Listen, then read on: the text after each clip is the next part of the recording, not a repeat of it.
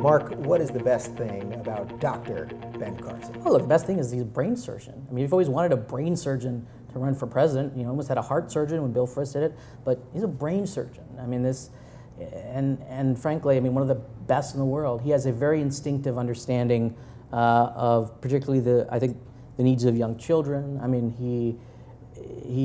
he also, I mean, his life story is compelling and impressive, but, you know, his achievements in the field of medicine are superlative. And so the best thing about him in general just has to be the fact that he is one of the best brain surgeons perhaps there ever was. Right. Wouldn't that be better suited to maybe be Surgeon General, perhaps, than President of the United States? Yeah, you know, psychologists have this thing they call domain-specific confederacy. So you wonder how someone who can be so smart in one area would be so completely dumb in another area. Right. He is not a good politician at all. He is a very, very, very bad politician. He's a very, very, very good brain surgeon. Yeah. And I think he's learning that the more that the race goes on. Yeah. Where do you think the fact that he's African American, where does that fall in terms of the primary and then the wider race? Let's just pretend it. You know, to be honest, I don't think it matters much at all. I mean, really? So you don't think the Republican base would care? Because that, you know, there's definitely a meme about that this group of people is racist. I don't think so. I think, frankly, the small minority of the Republican Party that's openly hardcore racist will not vote for him.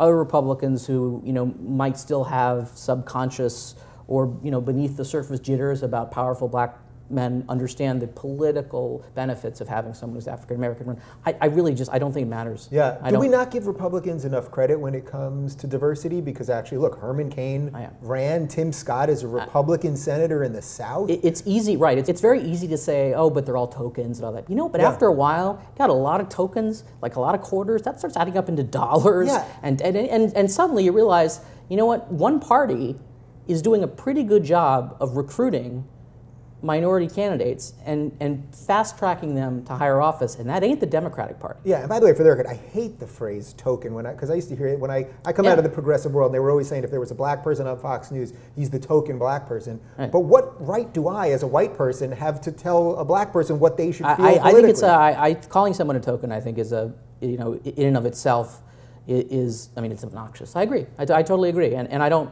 I mean, I don't think Republicans are going to win the votes of African Americans anytime soon, for obvious reasons.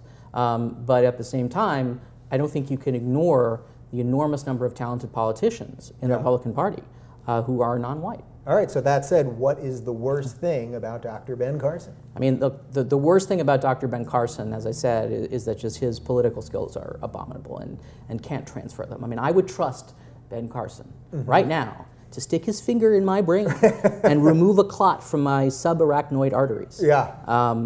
But, you know, would I trust him with the nuclear codes? Yeah. So is that another one of those things where on one hand, sometimes we want someone with no experience. They're fresh, they don't know what they're doing, so they can try anything. And then on the other hand, this is a case where maybe one elected office might have helped a little bit. It changes your perspective on certain things, and it's a skill you have to master.